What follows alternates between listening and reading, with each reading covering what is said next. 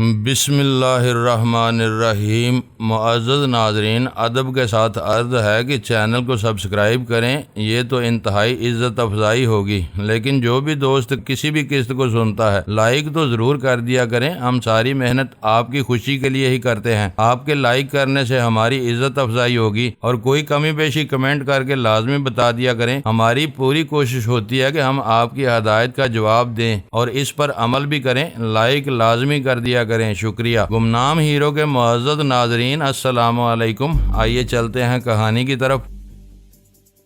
ہمارے پہنچنے پر وہ ہم لوگوں کو اس کمرے کی طرف متوجہ کر کے بھاگ نکلا۔ باہر نکلنے کے بعد اس نے موقع تلاش کر کے علاقے کے ٹرانسفارمر کو تباہ کیا، پھر جہانگیر کو اس کی کار سمیت ایک ویران پلاٹ پر چھوڑ کر واپس لوٹ رہا ہوگا کہ اسے اندھیرے میں برڈی ون کا مشتبہ حوالہ متحرک نظر آیا۔ اس نے مکاری کے ساتھ برڈی ون کو بے ہوش کیا اور پشت پر لاد کر اسی مکان میں لے گیا جہاں دو کتوں کی لاشیں موجود تھیں۔ الجھے ہوئے حالات میں خفیہ زبان استعمال کرتے ہوئے اول خان بری طرح جلایا ہوا تھا۔ اسے بار بار رک کر سوچنا پڑ رہا تھا اور پھر بھی بات شاید نہیں بن رہی تھی۔ حشمت ایک آدمی کے ساتھ مکان میں جا چکا تھا اور بقیہ 4 کمانڈو کسی بھی وقت صورتحال کا مقابلہ کرنے کے لیے اول خان کے گرد تیار کھڑے ہوئے تھے۔ چوکیدار خوفزدہ انداز میں برآمدے کی سیڑھیوں پر جا بیٹھا تھا۔ اچانک میرے ذہن میں ایک اچھوتا خیال آیا اور میں نے ایک لمحہ بھی ضائع کیے بغیر اسے عملی جامہ پہنانے کا فیصلہ کرتے ہوئے اول خان کے ہاتھ سے آپریٹس تقریباً چھین لیا۔ اول خان نے میری اس غیر متوقع حرکت پر خوش غمناک تیوروں سے مجھے گھورا، مگر میں اس وقت تک بٹن دبا کر بدلی ہوئی آواز میں اپنی بات شروع کر چکا تھا۔ میں ان دونوں سے مخاطب ہوں جو 2 زرد بیڑیوں کے چنگل میں پھنسے ہوئے ہیں۔ تم دونوں کی جان بچانے کے لیے ہم یہ آلہ استعمال کرنے پر مجبور ہیں۔ زرد بیڑیے اردو نہیں سمجھ سکتے، اگر وہ تمہیں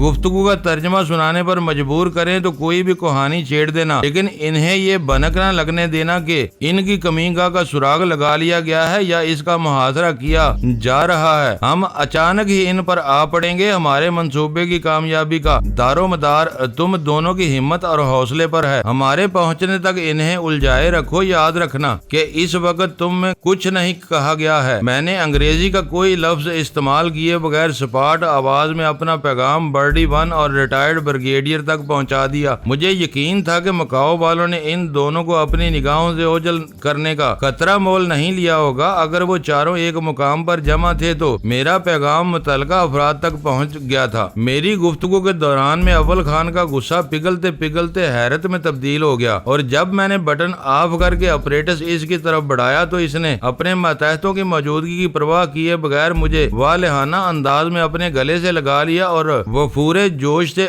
لرزتی ہوئی آواز میں بولا، اب میں حشمت کے بدن سے بہنے والے خون کی ایک ایک بوند کا حساب لے لوں گا۔ تمہارا دماغ ہر وقت کام کرتا رہتا ہے، تم نے اپنی ترکیب سے میرا کام بہت آسان کر دیا۔ اب میں کھل کر اپنے آدمیوں کو پورا پلان سمجھا سکوں گا۔ اس کی بات مکمل ہونے سے پہلے ہی آپریٹس پر ایک چینی آواز ابھرنے لگی۔ وہ انگریزی میں کہہ رہا تھا، ڈینی چوپائے کی طرح ہتھیلیوں اور گھٹنوں پر چل کر بھاگا ہو تو اور بات ہے، لیکن میں نے دیکھ لیا کہ مکاؤ والے جھوٹ نہیں بولتے۔ انکسار اور مکاؤ والوں کے مزاج کا ایک حصہ ہے حالات اجازت دیں اپنے بدترین دشمن کو بھی بہت ادب اور احترام سے مارتے ہیں۔ تمہارے آدمی کی چیخ سن کر ایسا معلوم ہو رہا تھا جیسے گولی اس کی گردن میں گھسی ہو اور اس کی آواز بگڑ گئی ہو۔ اپنا ایک آدمی کھو دینے کے بعد اب تمہارے کیا ارادے ہیں؟ اوور، ہمارے ایک آدمی کا نقصان تمہیں مہنگا پڑے گا۔ اول خان نے اس کی خوش فہمی دور کیے بغیر کہا، تم چوہوں کی طرح تاریک بل میں دبکے ہوئے ہو، ہمت ہے تو میدان میں اترو، چند منٹ میں فیصلہ ہو جائے گا۔ یہ بات یاد رکھنا کہ تم زیادہ خون بہا کر تم کبھی بھی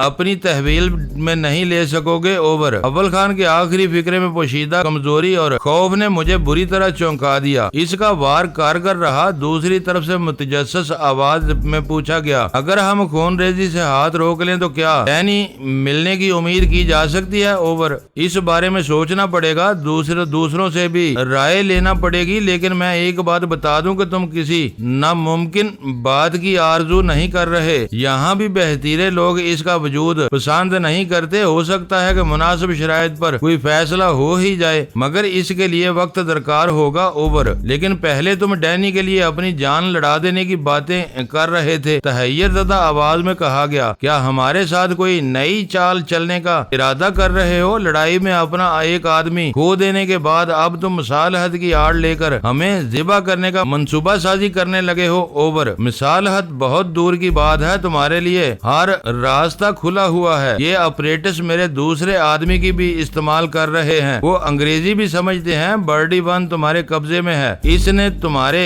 سامنے انگریزی میں بات کی ہے، میں کھل کر نہیں کر سکتا۔ بس یہ سمجھ لو کہ جب میں نے جان لڑانے کی بات کی تھی تو ڈینی میرے پاس موجود تھا، اس وقت وہ جا چکا ہے۔ آزادی سے بول رہا ہوں، ہم تمہاری طرح سچائی کے دعوے دار نہیں ہیں، لیکن جھوٹ بہت کم بولتے ہیں اور کسی بات کو انا نہیں بناتے اوور۔ ٹرانسمیٹر کے علاوہ تم سے اور کس طرح رابطہ کیا جا سکتا ہے؟ چینی کی آواز میں اشتیاق بڑھتا جا رہا تھا، وہ اول خان کے بچھائے جال میں دھیرے دھیرے الجھتا جا رہا تھا۔ فون پر اول خان نے اسٹیشن 4 کا ایک نمبر دوہرا دیا، پھر تمہارا نام لی وانگ ہے اوور۔ میرا نام چیانگ فاؤ ہے، لی وانگ میرا ساتھی ہے۔ اس کی طنز و ملامت کے بجائے دوستانہ رنگ جھلکنے لگا تھا۔ میں نے تمہارا نمبر نوٹ کر لیا ہے، میں صبح تم سے رابطہ کروں گا۔ صبح نہیں، کل شام 7 بجے۔ اول خان اسے گھسنے میں سنجیدگی کا مظاہرہ کر رہا تھا۔ رات گزر رہی ہے، صبح مجھے کئی آدمیوں سے بھی بات کرنی ہوگی، میں 7 بجے اس فون پر تمہاری کال کا انتظار کروں گا، لیکن یہ یاد رکھنا کہ میرے آدمی کا خسارہ تمہیں پہلے ہی پورا کرنا ہوگا اوور۔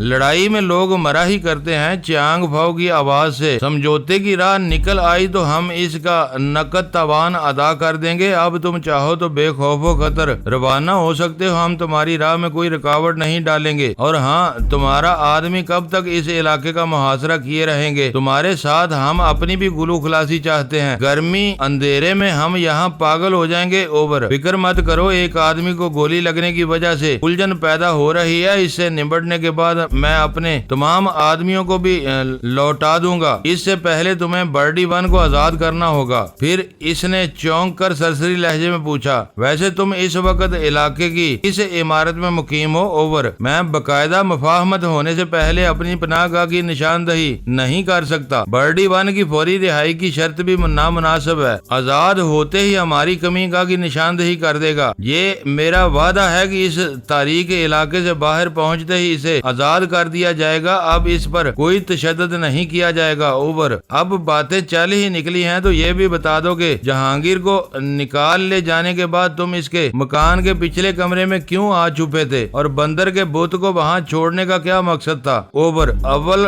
خان بولا۔ اپریٹس پر چیانگ فاؤ کی تمسخرانہ ہنسی کی آواز ابھری، پھر وہ مسکرانے لگا۔ کمرے میں مسحری پر پھیلے ہوئے کاغذات اور بت والی بارودی سرنگ کا ڈرامہ پہلے سے تیار تھا۔ جہانگیر کو لے کر نکلتے ہوئے ہم نے یقین کر لیا تھا کہ ڈینی اپنے دوست کی تلاش میں آئے گا، وہ ہو سکتا اس کمرے میں بھی پہنچے گا اور بت کو ہاتھ لگاتے ہی فنا ہو جائے گا، مگر ڈون کوانگ فو کی دلی خواہش ہے کہ ڈینی کو زندہ حالت میں اس کے سامنے پہنچایا جائے۔ جب ہم نے اسے اپنے ٹھکانے کا بندوبست کر لیا تو لی وانگ فوراً جہانگیر کے گھر کی طرف روانہ ہو گیا۔ اس کا ارادہ تھا کہ ڈینی اس وقت تک وہاں نہ پہنچا ہو تو اسے زندہ پکڑ سکے۔ مکان ویران تھا، لی وانگ ڈینی کے انتظار میں اسی کمرے میں چھپ گیا، مگر بعد میں پتا چلا کہ ڈینی اکیلا نہیں کئی آدمیوں کے ساتھ آیا ہے، تو وہ موقع ملتے ہی وہاں سے بھاگ کھڑا ہوا۔ ڈینی کو زندہ پکڑنے کے چکر میں وہ اپنی جان گنوانے کا خطرہ مول نہیں لے سکتا تھا۔ واپسی پر اس نے ڈینی اور اس کے ساتھیوں میں افراتفری پھیلانے کی نیت سے علاقے کو بجلی فراہم کرنے والا ٹرانسفارمر تلاش کیا اور اسے تباہ کر ڈالا۔ اس کارروائی سے واپس لوٹتے ہوئے اسے برڈی ون نظر آ گیا۔ لی وانگ اکیلے آدمی کو بہت آسانی سے شکار کرتا ہے، وہ اسے بھی ساتھ لے آیا اوور۔ دلچسپ کہانی ہے، اول خان نے تعریفی لہجے میں کہا۔ اس کا مطلب ہوا کہ کٹے ہوئے کان والے کا نام لی وانگ ہے۔ یہاں کے چوکیدار نے تم دونوں میں یہی ایک فرق بتایا ہے۔ اب میں اپنا کام شروع کر رہا ہوں، تم درمیان میں دخل نہ دینا۔ تم سے کل شام 7 بجے فون پر بات ہوگی، اوور اینڈ آل۔ اول خان نے گفتگو ختم کر کے فاتحانہ انداز میں اپنے دونوں ہاتھ فضا میں اچھالے اور نئے بلبلے کے ساتھ اپنے چاروں آدمیوں کو ہدایت دینے لگا۔ اس علاقے میں ریٹائرڈ بریگیڈیئر کا مکان کسی بھی جرائم پیشہ شخص کے لیے جنت سے کم نہیں تھا۔ था। अव्वल खान को पूरा यकीन था कि वो दोनों इस मकान से कहीं और मुंतकिल होने की कोशिश नहीं करेंगे। इससे गुफ्तगू के बाद इनकी ये खुश फहमी रासक हो चुकी थी कि 2 फायर होने के बावजूद वो हर एक की नजरों से ओझल थे। अव्वल खान ने इन चारों को फाटक के बजाय 4 दीवारी के आखिरी कोने से बाहर कूदने का मशवरा दिया था, क्योंकि वो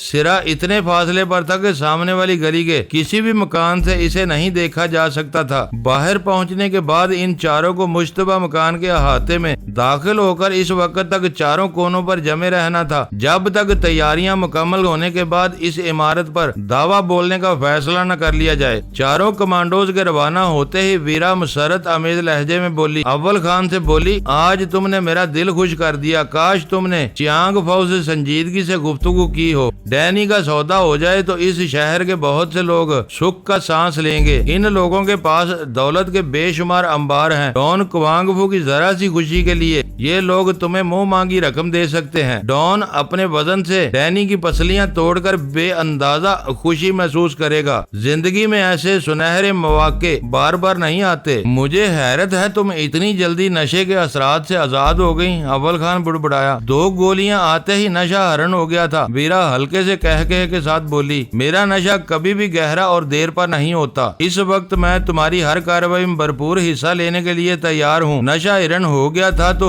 तुम्हें हशमत की मरहम पट्टी में मेरे आदमी का हाथ बटाना चाहिए था। अव्वल खान ने शिकवा किया। STF वाले आहनी रोबोट नहीं, गोश्त पोस्त के इंसान होते हैं। मेरा ख्याल है गोली गुजर जाने के बारे में वो झूठ बोल रहा है। फायर जिस बुलंदी और फासले से किया गया, इसकी रोशनी में गोली बाजू को फाड़ती हुई ऊपर छत की तरफ नहीं जा सकती थी। इसका रुख नीचे की तरफ होना चाहिए था। तुम ठीक कह रहे हो, मैंने इस बारे में गौर ही नहीं किया, मैंने नदामत महसूस करते हुए कहा। वीरा एक लम्हा भी जाया किए बगैर ड्राइंग रूम की तरफ चल दी ताकि हशमत की देखभाल कर सके। अव्वल खान को ट्रांसमीटर की तरफ मतवज्जो होते देखकर मैंने टोक दिया, अपने काम में मसरूफ होने से पहले मेरी एक बात ज़हन नशीन कर लो कि इस महम में हमें कटे हुए कान वाले की ली वांग को हर हाल में जिंदा पकड़ना है। ये बहुत अच्छा हुआ कि तुमने इससे ली वांग की शिनाख्त की तस्दीक करा ली है। मालूम होता है तुम भी डॉन क्वांग फू का असर हो गया है। वो हंस कर बोला, तुम्हें ली वांग से क्या लेना है? ये बहुत अहम है। रवायती इलाज के चक्कर में जहांगीर महीनों तड़पता रहेगा। सर्जरी की नौबत आई तो जख्म भरने में भी काफी दिन लग जाएंगे। ली वांग अपनी महारत की बिना पर इसे थोड़ी देर में अपने कदमों पर खड़ा होने के काबिल बना सकता है। इससे ये काम निकलवाने के बाद तुम इससे अपनी पसंद का सलूक कर सकते हो। चंद सानियों बाद अव्वल खान बर्डी 7 को खालिस तरीन उर्दू में वापसी, दुश्मन की कमी का के मुहासरे और फिर चढ़ाई के बारे में नपी तुली हदायत देने लगा। वीरा ने ये अक्लमंदी की कि हशमत की मरहम पट्टी से फारग होते ही फ्लैट पर गजाला को फोन कर लिया। वो हम लोगों की तरफ से कोई खैर खबर न मिलने की वजह से बहुत मतवहश और परेशान थी। वीरा ने किसी तफसील में जाए बगैर इसे हालात काबू में होने की नवीद सुनाकर फोन बंद कर दिया। घर से निकलने के बाद वाकयात इतनी तेजी से रूनुमा होते चले जा रहे थे कि मेरे जहन से गजाला और सुल्तान शाह का ख्याल ही महब होकर रह गया था। गनीमत ये था कि अव्वल खान ने फ्लैट छोड़ने से पहले अपने कुछ आदमियों को वहां पहुंचने की हिदायत कर दी थी। हमारी रवानगी के कुछ देर बाद न सिर्फ शर्फ आबाद पहुंच गए, उन्होंने गजाला और सुल्तान शाह को अपनी मौजूदगी का एहसास दिलाकर मुतमिन भी कर दिया था।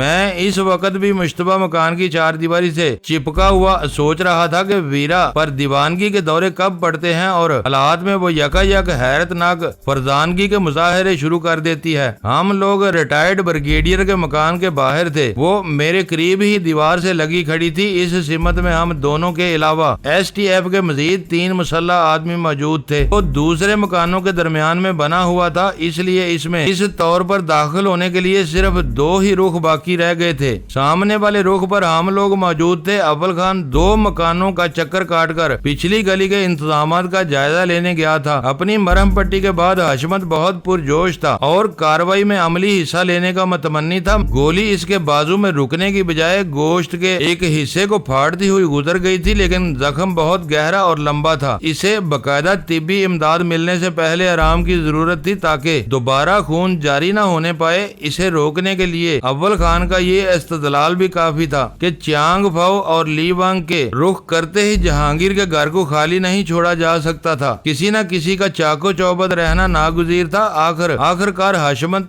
खान एक साथी समेत वहीं रुकना पड़ गया। बाद में हम लोग भी हथियारों से लैस होकर असल نشانے پر پہنچ گئے تھے۔ اس وقت تک صرف وہی 4 کمانڈوز مکان کے احاطے میں موجود تھے جنہیں اول خان نے سب سے پہلے ادھر روانہ کیا تھا۔ افرادی قوت اور ہتھیاروں کی تعداد اور نوعیت کے اعتبار سے اول خان پارٹی کو مکاؤ کے بدماشوں پر تباہ کن برتری حاصل تھی اور دعویٰ بول کر بھی تھوڑے سے نقصان کے بعد ان پر قابو پایا جا سکتا تھا، لیکن اول خان اپنے تمام آدمیوں کی سلامتی کے بارے میں بہت زیادہ حساس تھا اور کوئی جانی نقصان اٹھائے بغیر اپنا مقصد حاصل کرنے کی منصوبہ بندی کر رہا تھا۔ اندھا دھند فاتحانہ یلغار کی صورت میں دوسرا خطرہ ان افراد کے لیے تھا جو لی وانگ اور چیانگ فاؤ کی تحویل میں تھے۔ ان میں سے ایک عام شہری بلکہ ریٹائرڈ فوجی افسر اور دوسرا ایس ٹی ایف کا ایک فرد شناس کارکن تھا۔ دونوں سفاک مجرم خطرہ محسوس کر کے ان دونوں کو آڑ کے لیے سامنے لا سکتے تھے یا پھر انہیں ہلاک بھی کر سکتے تھے، جبکہ اول خان اس خطرے سے بچنا چاہ رہا تھا۔ منصوبہ یہ طے پایا تھا کہ مکان میں موجود دونوں مجرموں کو کسی طرح مکان کے عقبی حصے میں الجھایا جائے اور ان کی بے خبری میں سامنے سے مکان پر قبضہ کر لیا جائے۔ علاقے کے دوسرے مکانات کی طرح وہ مکان بھی بہت وسیع اور اس کے پچھلے حصے میں سبزے کے علاوہ گھنے درختوں کی ایک تعداد سر اٹھائے کھڑی تھی۔ چیانگ فاؤ کو اپنے اعتماد کے جادو سے مسحور کرنے کے بعد اول خان اپنے ٹرانسمیٹر سے دل کھول کر ہدایت لے دے رہا تھا۔ ان رابطوں میں پوری احتیاط کی جا رہی تھی کہ گفتگو کے متن میں انگریزی کا کوئی ایسا لفظ استعمال نہ کیا جائے جو گفتگو میں پوشیدہ عزائم کی عکاسی کرتا ہو۔ اسے اندر پہنچے ہوئے کمانڈو سے یہ اطلاع مل چکی تھی کہ مکان کے اگلے لان پر خونخوار کتوں کی لاشیں پڑی ہوئی تھی۔ ان لاشوں کے قریب گوشت کے وہ لوتھڑے بھی پڑے ہوئے تھے جو کتوں کے میدوں کا ایندھن بننے سے باقی رہ گئے تھے۔ ان دونوں چینیوں نے اپنی کامیابی کو یقینی بنانے کے لیے اتنی زیادہ مقدار میں مہلک لوتھڑے پھینکے تھے کہ انہیں کھا کر 2 تو کیا 10 کتے بھی جہنم واصل ہو سکتے تھے۔ دونوں مجرموں کی توجہ عقبی حصے کی طرف مبذول کرانے کے لیے اندر والے کمانڈوز کو نہایت خاموشی کے ساتھ تناور درختوں کے مضبوط شاخوں میں نائلون کی ڈوری کے پھندے ڈال کر رسیوں کے آزاد سرے عقبی گلی میں پھینک دینے تھے۔ اس طرح دیوار کی اوٹ میں چھپے ہوئے آدمی ان ڈوریوں پر قابض ہو جاتے اور اول خان کی طرف سے جینگر کی ایک ہلکی اور ایک تیز آواز کا اشارہ ملنے پر بندھی ہوئی ڈوری کی مدد سے ایک درخت کو اس طرح ہلانا شروع کر دیتے کہ پتوں وغیرہ کی سرسراہٹ کی تیز آوازیں مجرموں کو اپنی طرف متوجہ کر لیتی۔ وہ سمجھتے کہ اندھیرے کا فائدہ اٹھا کر کچھ لوگ درختوں کے ذریعے اس گھر میں داخل ہونے کی کوششیں کر رہے ہیں۔ یہ بات یقینی تھی کہ پتوں اور شاخوں کی آوازیں سننے کے باوجود وہ اندھیرے میں کچھ بھی نہیں دیکھ سکتے تھے۔ توقع یہ کی جا رہی تھی کہ وہ اپنے نادیدہ حریفوں کو ہلاک یا زخمی یا کم از کم خوفزدہ کرنے کے لیے اپنی بے آواز آتشی ہتھیار استعمال کریں گے۔ ان کی طرف سے فائرنگ کا آغاز ہوتے ہی پہلے درخت کو چھوڑ کر دوسرا کوئی درخت ہلایا جاتا۔ باری باری مختلف سمتوں میں سرسراہٹیں پیدا کرنے کے ساتھ ہی کسی بے آواز فائر پر اول خان کا ایک آدمی ہلکی سی کراہ سے یہ تاثر پیدا کرتا کہ اندر والوں کی فائرنگ کسی شخص کو زخمی کرنے میں کامیاب ہو گئی ہے۔ اس انسانی آواز پر ان دونوں کا اسی طرف متوجہ ہو جانا ناگزیر ہوتا۔ جب وہ دونوں ہی اندھیرے میں گولیاں چلانے لگتے تو عقبی گلی والی پارٹی کا سربراہ الو کی آواز میں دوسرا سگنل دیتا اور سامنے کے حصے میں موجود کمانڈوز کی رہنمائی میں باقیہ لوگ مکان میں گھس جاتے۔ اول خان غائب تھا اور میں دیوار سے لگ کر اس منصوبے کی جزیات پر غور کر رہا تھا۔ اس وقت کے حالات میں وہ منصوبہ بے داغ اور بہت کامیاب نظر آ رہا تھا۔ انسانی جبلت اور خطرات میں گرے ہوئے مجرمانہ ذہنوں کے فطری رد عمل کو سامنے رکھتے ہوئے ناکامی کا کوئی امکان نظر نہیں آتا تھا۔ چاروں طرف گہرے اندھیرے کا راج تھا۔ وہ چھوٹے مکانوں پر مشتمل کوئی غریب آبادی ہوتی تو ہر طرف موم بتیوں اور لالٹینوں کی روشنی میں بے شمار بچے اور بڑے گھروں سے باہر نکل پڑے ہوتے۔ اسرت و تنگ دستی کے حالات میں یکسانیت کی زندگی گزارنے والے لوگ اپنے گرد و پیش کی ہر مثبت اور منفی تبدیلی میں تفریح کا پہلو نکال لیتے ہیں، لیکن آسودہ حالوں کو جب تک تفریح کے طے شدہ لوازم میسر نہ ہو وہ اپنی رسمی خول سے باہر آنے پر آمادہ نہیں ہوتے۔ یہی وجہ تھی کہ وہ علاقہ بالکل ویران پڑا ہوا تھا۔ لوگ اپنے گھروں میں محصور تھے اور ان کے زیر سایہ رہنے والے ملازمین بھی اپنے مالکوں کی پیروی میں اپنے مسکن میں دبکے ہوئے تھے۔ فضا میں سکوت طاری تھا اور نرم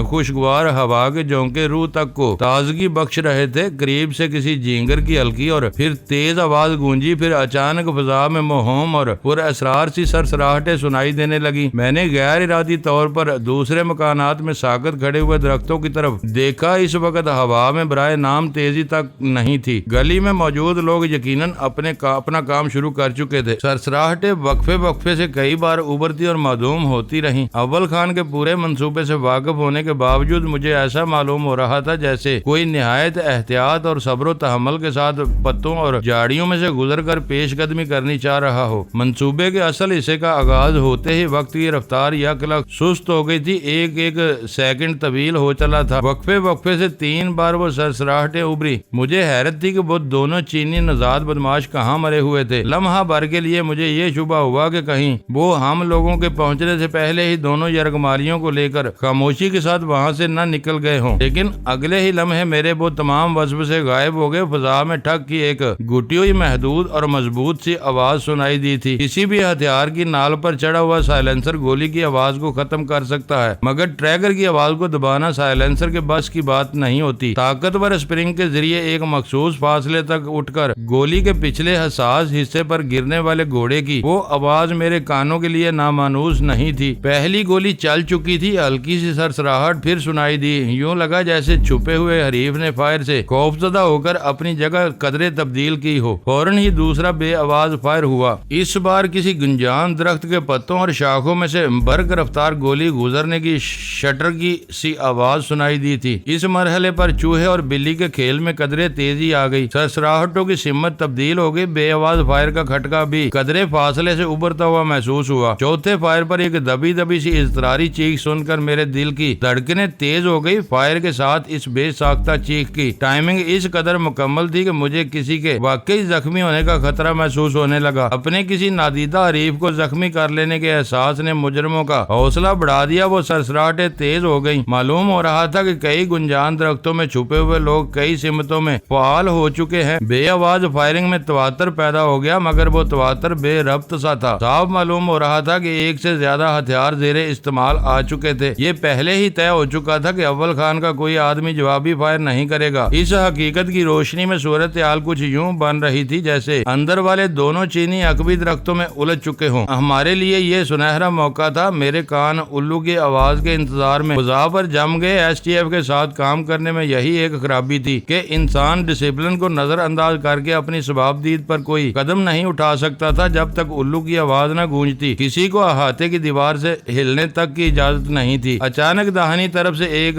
شخص دیوار کے سائے میں جھک کر بھاگتا ہوا نظر آیا۔ میرے اعصاب تن گئے۔ اطمینان کی بات یہ تھی کہ وہ ہم سے فرار نہیں ہو رہا تھا بلکہ تیزی سے ہماری طرف آ رہا تھا۔ جیسے ہی قریب آئے اسے دبوچ لینا۔ ویرا نے تیز سانسوں کے درمیان سرگوشی کی۔ نہیں، اس کے پہلو میں موجود ایس ٹی ایف کا ایک آدمی ہولے سے گرایا، یہ برڈ ہے۔ اس اسنا میں وہ قریب آ کر سیدھا ہو گیا اور فضا میں قدرے دور سے الو کی آواز سنائی دینے لگی۔ آنے والا اول خان ہی ثابت ہوا۔ اس نے سب کچھ اس قدر فنکارانہ انداز میں طے کیا ہوا تھا کہ اسے کسی سے کچھ کہنے سننے کی ضرورت پیش نہیں آئی، اور دیوار سے چپکے ہوئے افراد مشینی انداز میں احاطہ پھاند کر سرعت سے اندر کودنے لگے۔ مجھے ویرا کی فکر ہوئی، لیکن وہ کسی مشاق بندریا کی طرح دیوار پر سے اڑتی ہوئی اندر پہنچ گئی۔ میں بھی تیزی سے دیوار پر چڑھ کر نرم لان پر کود گیا۔ اندھیرے میں چند فٹ کے فاصلے پر گھاس پر 2 بڑے اور متعدد چھوٹے دھبے نظر آ رہے تھے۔ مجھے ان کی طرف متوجہ پا کر اول خان نے میری پشت پر ہاتھ مارتے ہوئے سرگوشی کی، وہ کتوں کی لاشیں ہیں، انہیں بعد میں دیکھ لینا، وقت تیزی سے گزر رہا ہے، آؤ۔ وہ پنجوں کے بل دوڑتا ہوا عمارت کے صدر دروازے کی طرف بڑھ گیا۔ تاریکی میں 2 ہیبلے اس بند دروازے کو کھولنے کی دیوانہ وار کوششوں میں مصروف تھے۔ مکان کے عقبی حصے میں چوہے اور بلی کا کھیل بدستور جاری تھا۔ ایک مصنوعی انسانی چیخ کے ذریعے اندر والوں کو کسی کی موجودگی کا پختہ یقین دلا دیا گیا تھا، اس لیے ڈوریوں میں بندھی ہوئی شاخوں کو ہلانے کا عمل ترک کیا جا چکا تھا، لیکن لی وانگ اور چیانگ فو اپنے کسی اور نامعلوم حریف کو مار لینے کے جنون میں اندھا دھند اپنا میگزین ضائع کیے جا رہے تھے، اور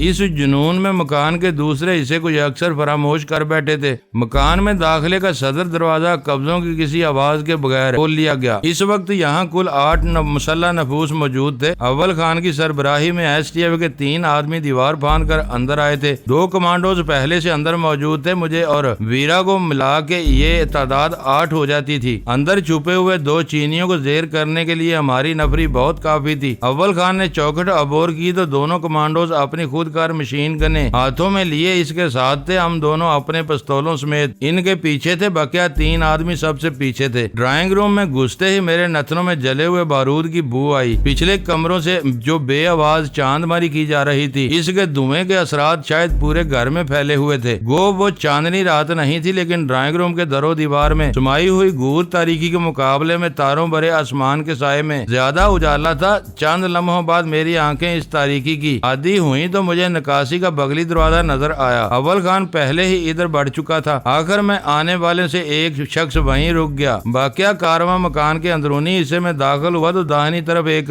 بند دروازے کی نچلی جری میں روشنی کا مستطیل نظر آیا، لیکن میرے کان ٹھک ٹھک کی خون اشام آوازوں پر لگے ہوئے تھے۔ بے آواز فائرنگ کی وہ آوازیں بائیں طرف سے آ رہی تھی۔ ایک کمانڈو دشمن پر عقب سے ٹوٹ پڑنے کے انداز میں لپک کر روشن کمرے کے بند دروازے پر پہنچا۔ اس نے لمحہ بھر کے لیے ہینڈل پر اپنا ہاتھ جما کر متوقع رد عمل کا کچھ اندازہ لگایا، پھر ایک تیز جھٹکے سے دروازہ کھول کر دیوار کی اوٹ میں ہو گیا۔ اندر سے کوئی آہٹ نہیں سنائی دی، البتہ گہرے گہرے سانسوں کی آوازیں بہت واضح تھیں۔ میں اول خان کو ہٹا کر کھلے ہوئے دروازے پر پہنچ گیا۔ وہ کوئی خوابگاہ تھی جہاں ڈریسنگ ٹیبل پر ایک ایمرجنسی لائٹ روشن تھی۔ خوابگاہ بہت کشادہ اور صاف ستھری تھی، لیکن وہاں موجود اشیاء سے سادگی ٹپک رہی تھی۔ بستر پر دو انسانی جسم بالکل ساکت پڑے ہوئے تھے۔ ان میں سے ایک جسیم اور قد آور ادھیڑ عمر شخص تھا، جس کی کنپٹیوں کے بال بالکل سفید ہو رہے تھے۔ اس کے ایک نتنے میں خون جمع ہوا تھا۔ بستر کی سفید چادر بھی خون کے کئی چھوٹے چھوٹے دھبے چمک رہے تھے جو اس شخص کی مزاحمت کا شاخسانہ معلوم ہوتے تھے۔ دوسرا اوسط قامت و جسامت والا ایک نوجوان تھا، جسے فوراً ہی برڈ وان کی حیثیت سے پہچان لیا گیا۔ وہ دونوں بے ہوش تھے، مگر میں ان کے بدن پر نظر پڑتے ہی لرز اٹھا۔ شاید اپنے حریفوں کے کولوں کی ہڈیاں اتار کر انہیں مفلوج و معذور کر دینا لی وانگ کا محبوب ترین مشغلہ تھا۔ ان دونوں کی ایک ایک ٹانگ کولوں کے قریب سے اس طرح باہر نکلی ہوئی تھی جیسے الگ سے پتلون اور پجامے میں پھنسا دی گئی ہو۔ کولوں کے جوڑ کے پاس ان کی ہڈیاں وحشتناک حد تک پھیلی ہوئی تھیں۔ اول خان نے بولنے کا خطرہ مول لیے بغیر اشارے سے دو آدمیوں کو وہاں روک دیا اور خود تیزی سے باہر نکل گیا۔ مجھے خوشی ہوئی کہ مجرموں کی تحویل سے بے گناہ یرغمالیوں کی بازیابی کا اہم ترین مرحلہ کسی بھی مقابلے کے بغیر سر کر لیا گیا تھا، اور اس وقت پوری مہم صرف دو مجرموں کی سرکوبی تک محدود ہو کر رہ گئی تھی۔ باقی رہ جانے والے پانچوں افراد پنجوں کے بل مکان کے اس حصے کی طرف بڑھنے لگے جدھر سے بے آواز فائرنگ کی محدود سی آوازیں آ رہی تھی۔ جو ہم آگے بڑھتے گئے یہ یقین واثق ہوتا چلا گیا کہ وہ آوازیں ایک ہی دروازے کے آس پاس سے آ رہی تھی۔ شاید وہ عقبی کمرہ اتنا چوڑا تھا کہ اس میں بیک وقت کئی مورچے جمائے جا سکتے تھے۔ وہ سچویشن بہت نازک تھی، اس کے بارے میں کوئی پیشگی اندازہ کر کے پہلے سے اپنی حکمت عملی تیار کرنی ممکن نہیں تھی، اس لیے ہمیں دروازے سے قدرے دور ہی رک جانا پڑا۔ ہم لوگوں کا ایک ساتھ دروازے پر پہنچنا اجتماعی خودکشی سے زیادہ خطرناک اقدام ثابت ہو سکتا تھا۔ اول خان نے سب کو وہاں روک کر خود پیش قدمی کرنے کا عندیہ دیا، لیکن ایک کمانڈو نے پوری خود اعتمادی کے ساتھ اس کا اور میرا بازو دبایا اور پنجوں کے بال دروازے کی طرف بڑھنے لگا۔ اول خان نے اسے روکنے کی کوشش نہیں کی۔ ہم چاروں سمٹ کر دیوار سے لگ گئے اور سانس روک کر کمانڈو کی پیش قدمی کے نتیجے کا انتظار کرنے لگے۔ معزز ناظرین، لائک کریں، شیئر کریں اور کمنٹس باکس میں پاک آرمی زندہ باد، پاکستان پائندہ باد کا نعرہ ضرور درج کر کے اپنے ملک پر فخر کریں اور پاکستان کی بنیادیں مضبوط کرنے میں اپنا کردار ادا کریں۔ ویڈیو دیکھنے کا شکریہ۔ معزز ناظرین، اپنا خیال رکھیے گا اور ہمارے چینل کا بھی۔ ISI پاک آرمی زندہ باد، پاکستان پائندہ باد۔